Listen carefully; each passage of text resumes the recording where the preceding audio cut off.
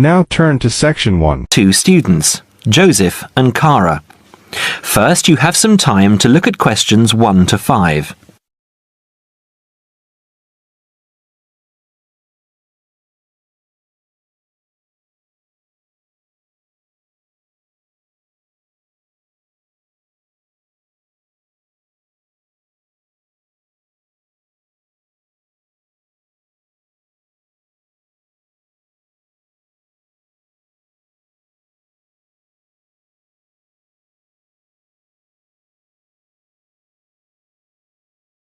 Now we shall begin.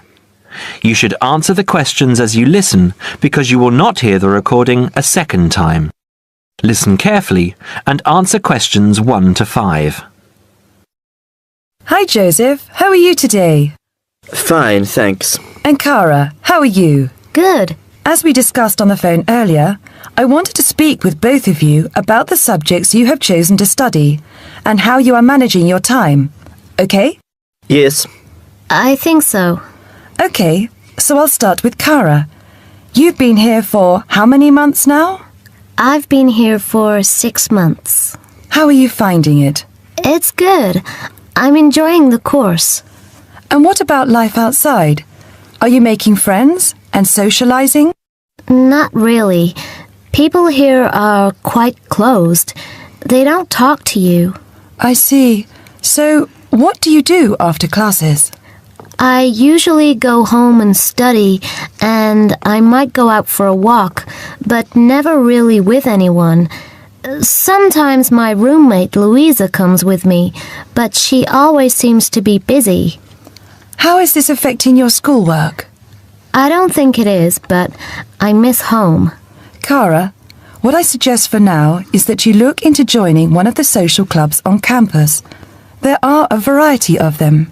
You can go camping, skiing, snorkeling, painting, dancing, reading, horse riding, rowing. There's a list on the school website. Have a look and work out which one you're interested in and which suits your timetable. You'll meet friends that way and people who have the same career interests as you. As for the subjects you've chosen for a career in microbiology, I think you should look into dropping one of your subjects and picking it up again next year as a minor.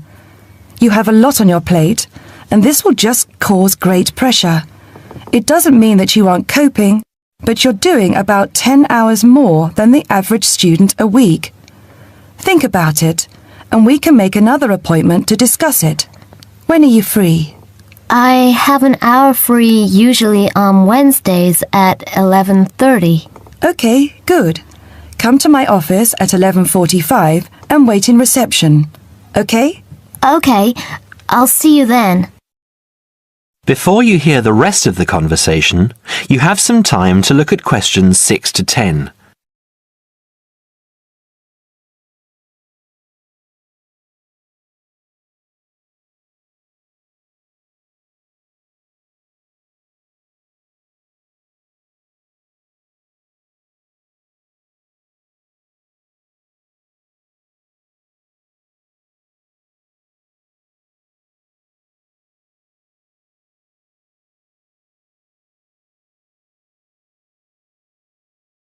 Now listen and answer questions 6 to 10. Joseph, how are you finding the university? I love it. It's very different from home. Life here is very much focused on study and also socializing through sport. People have been very friendly and curious about my culture. So, you've managed to integrate well? I think so. I've joined the rugby team, something I'd never thought I'd be interested in. And how are your studies going? I think I am doing well. I have a few assignments that need some work, but overall, I'm coping. That's good. I'm happy that you're enjoying the university, but remember, don't let your schoolwork get too far behind, because it will pile up, and before you know it, you will be late handing in work. You know that there's a penalty for handing in work late? No, I didn't. You would have been told at the start of the course, during orientation. I don't remember. You need to remember these things. They are very important.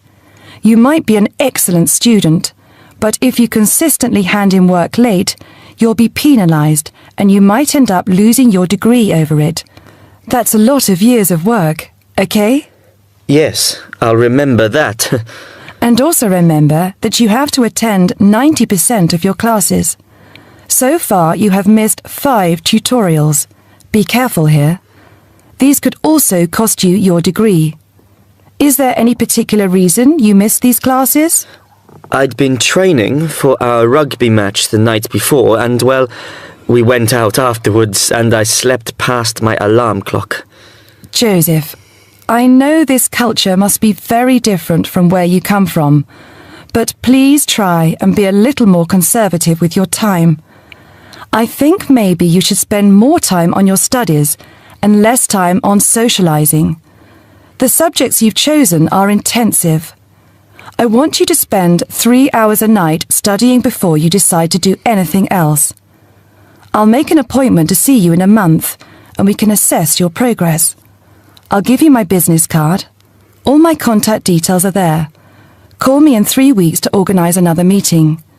Do you have any questions for me? No, none. Okay, I'll see you in a month. That is the end of part 1. You now have half a minute to check your answers.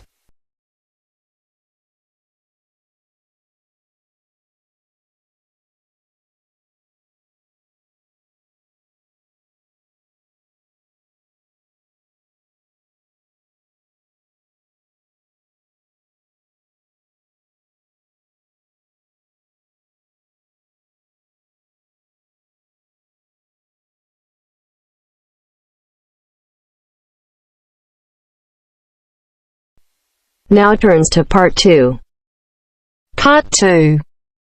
You are going to hear a lecture about dining services.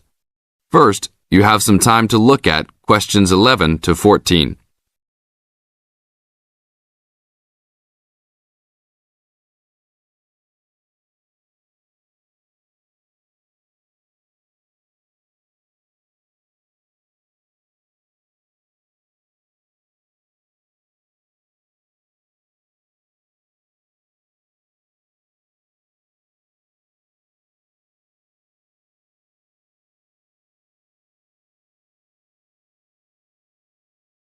Now listen to the tape and answer questions 11 to 14.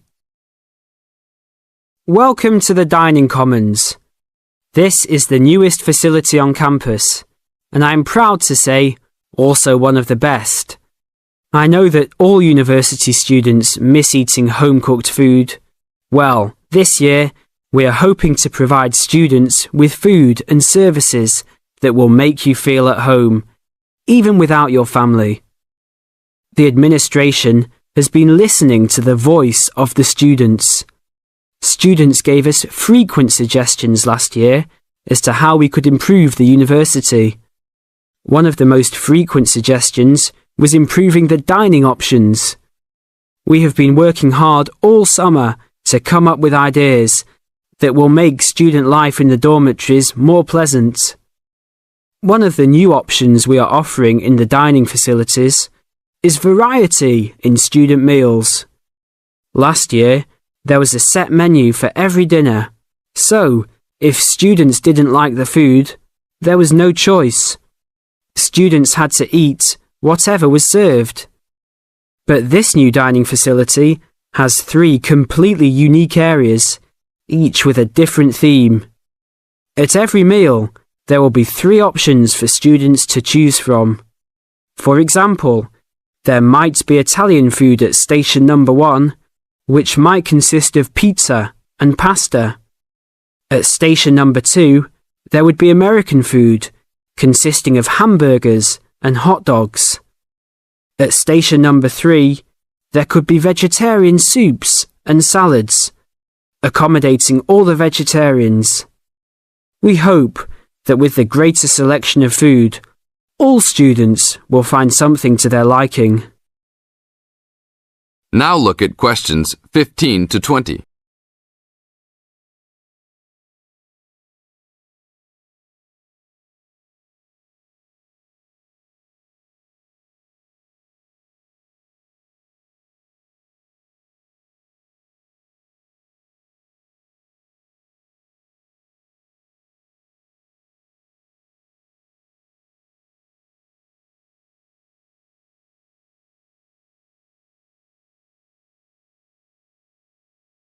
Now listen to the tape and answer questions 15 to 20. Not only will students have more options, the food will also be better. Each section of the facility will have a head chef. These are real chefs that have been trained in culinary school and have been hired specifically by the school to work in the dining facilities. All of the chefs have a speciality. The school is hoping that these chefs will prepare better tasting and more nutritious food. Every student will be able to make suggestions and also give their input as to which menus taste better. Last year, many students complained that the dining facilities didn't have very convenient hours. This year, we hope to change that. We will open for breakfast at 6 a.m. to accommodate all the early risers. In the evenings, we will open until midnight for all the students that like to go for a late night snack. The afternoons will still remain closed, but we will have a student store open that will provide all students with drinks and fruit. The student store will be open every day from 2 p.m. to 5 p.m. Every student that has paid full tuition and dormitory fees has already paid for their dining facility fees.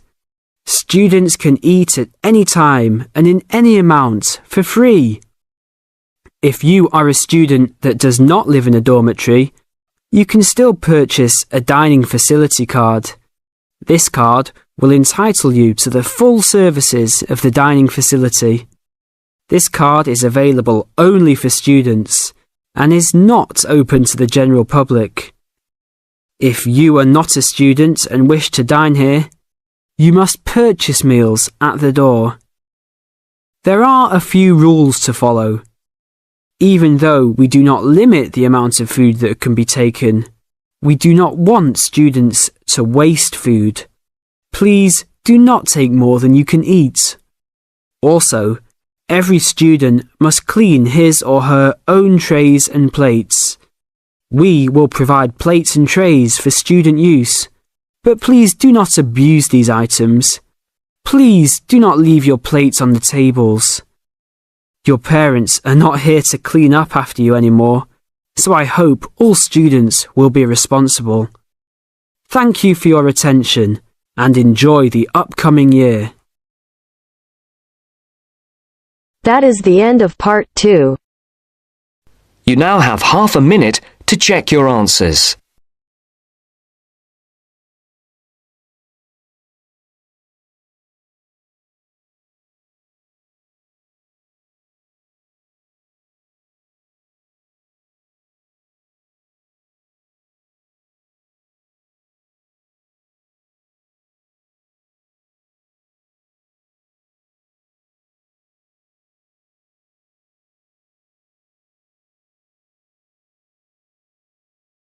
Now turns to part 3. Part 3. You are going to hear a lecture. First, you have some time to look at questions 21 to 25.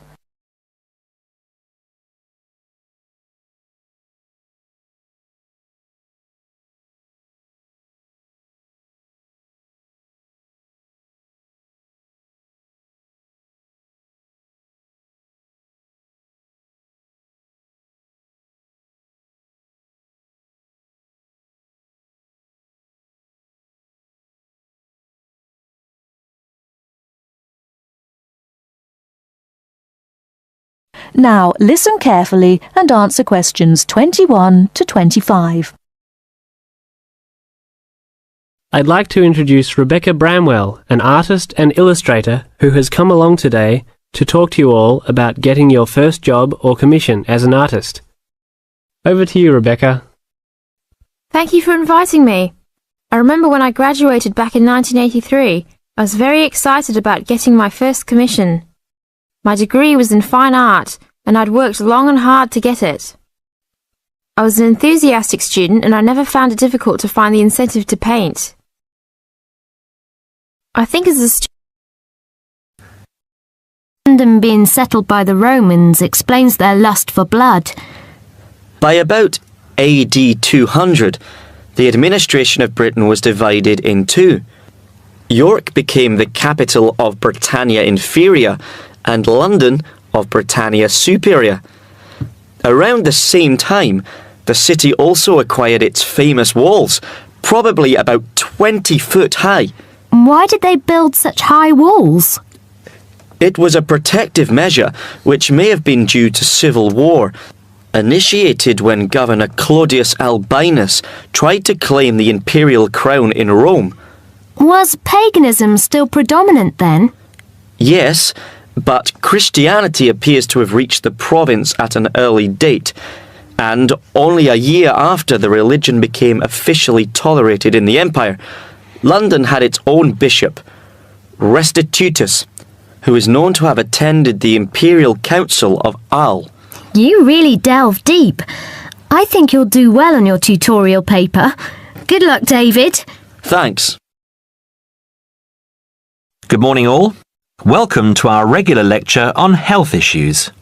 This series of lectures is organised by the Students' Union and is part of an attempt to help you stay healthy while coping with study and social life at the same time. It's a great pleasure to welcome back Ms. Mary Kirk, who is a professional health advisor and physical education officer. Thank you, Peter, for the introduction. It's a pleasure to be back. Today we're going to discuss the benefits of exercise. University life is hectic and stressful. It also involves a lot of sedentary work, that is, sitting for many hours at a time. What I'd like to focus on is how to approach exercise, not only from the aspect of health benefits, but also as a form of stress relief. I know it's hard to organise your time around studies and socialising, but you can socialise while exercising. If you have an hour free in the morning, afternoon or evening, it would be a good idea to get together with your friends and create a sports team. Before you hear the rest of the talk, you have some time to look at questions 26 to 30.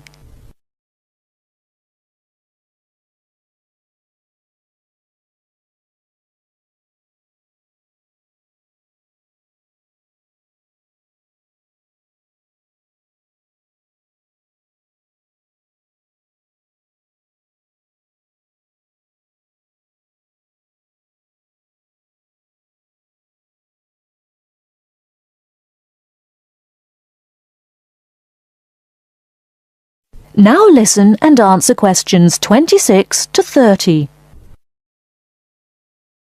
The grounds of the university are ample enough to support every student's need to become active. There are also readily available facilities at your disposal, such as a football field, tennis and badminton courts.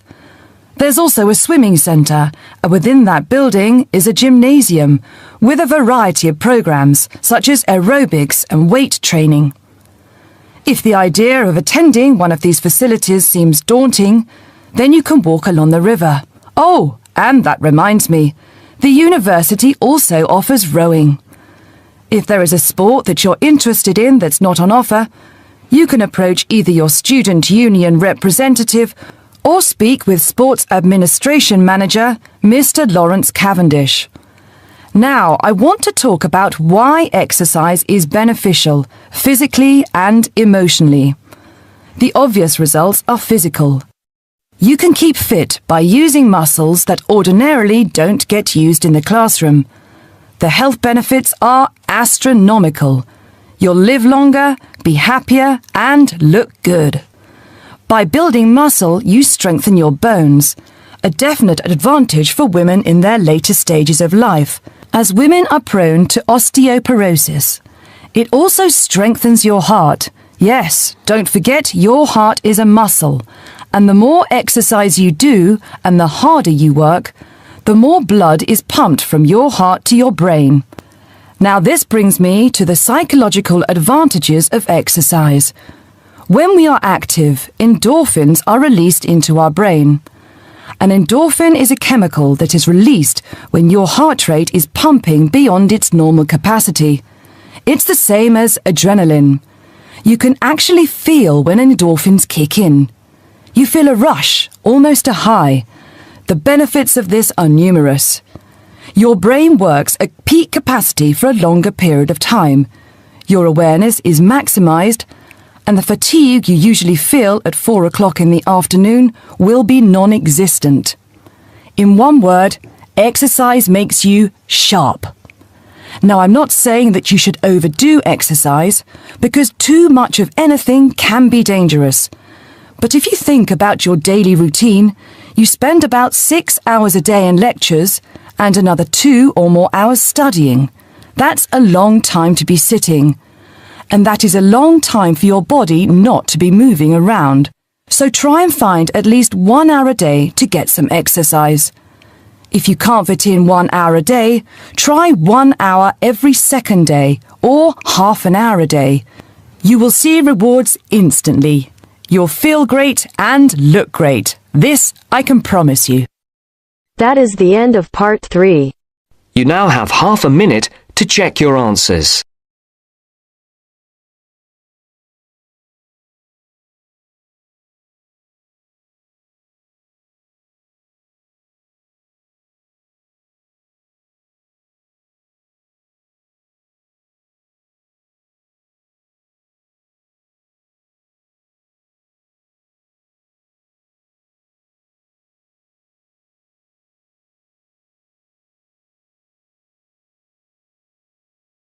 Now turns to part 4. Part 4. In this section, you'll hear a lecture on coral reef. First, you have some time to read questions 31 to 40.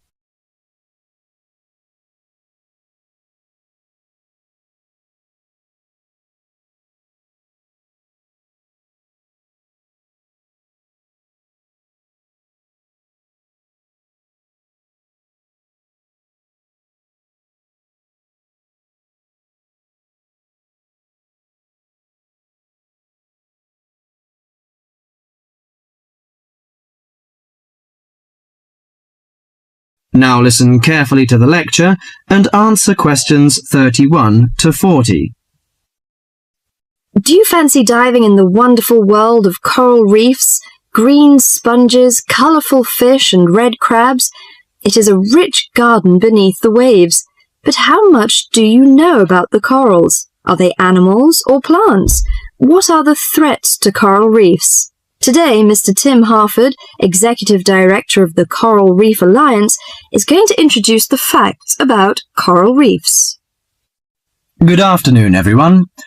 Coral reefs are one of nature's most magnificent creations.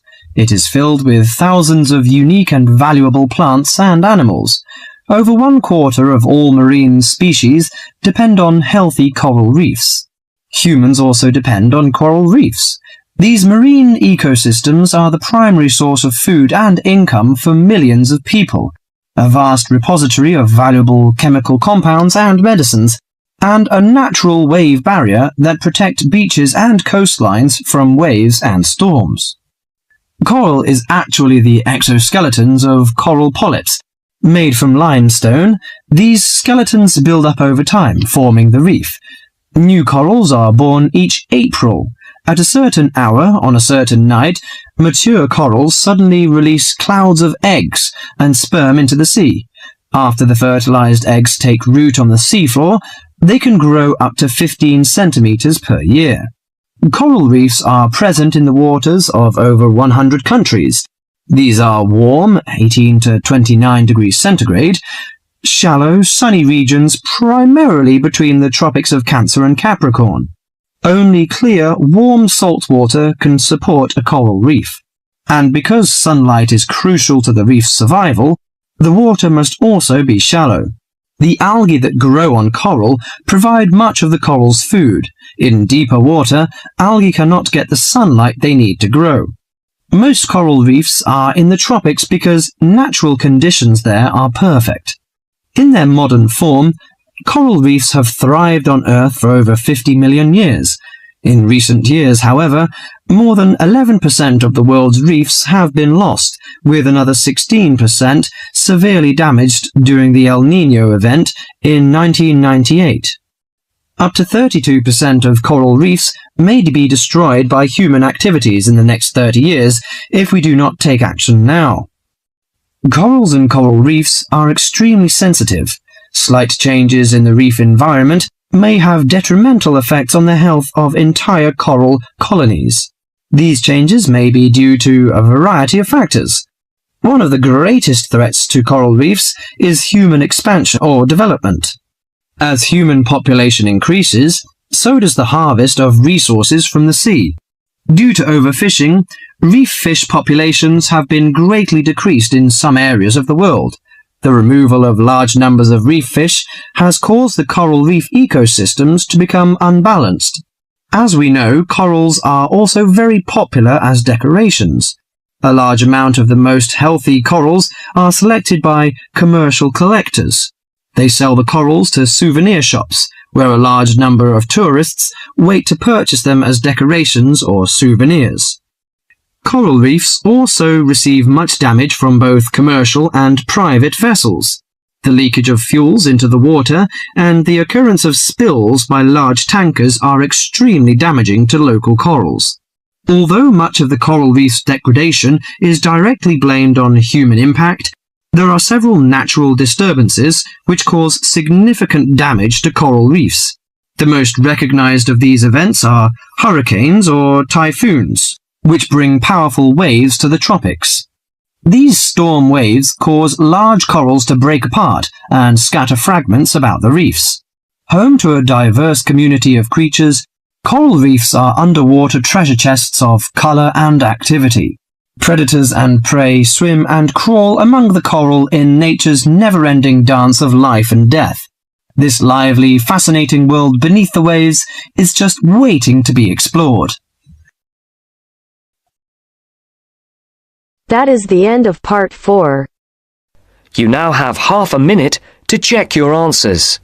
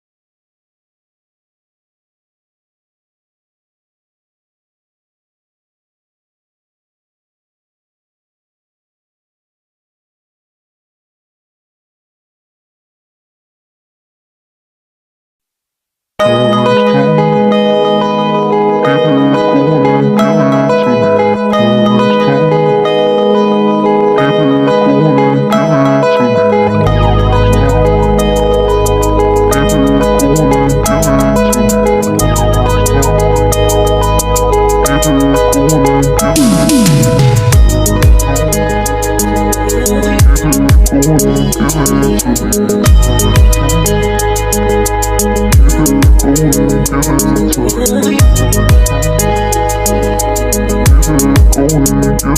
to me.